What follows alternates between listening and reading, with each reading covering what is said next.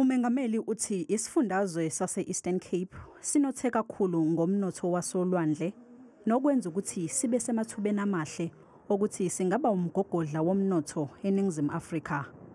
Kodwa-ke uthi kuningi okusamele kwenziwe ukufezekisa lokhu. Now the Eastern Cape where we are is one of the most richly endowed provinces in our country in terms of the natural splendor that it has, the arable land, a lengthy coastline, well-located ports, as well as a number of universities.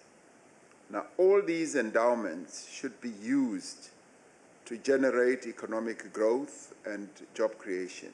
Undunankulu wesifundazwe uOscar Mabuyane uvumile ukuthi luselude ukhalo okusamele lihanjwe ukuletha intuthuko eEastern Cape.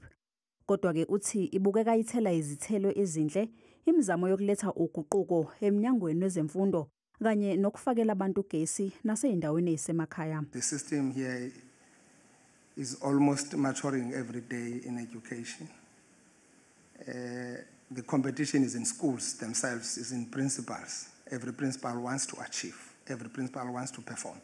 Umengameli ubese ohambweni lwezinsuku ezimbili kulesi sifundazwe ezobheka isimo kanye nezinhlelo zokuthunyelwa kwezidingo kubantu. I-Eastern Cape yisifundazwe sesihlanu umengameli ahambele kuso ezoxoxisana nohulumeni wesifundazwe njengoba eseke waya eMpumalanga, KwaZulu-Natal, eLimpopo kanye naseGauteng.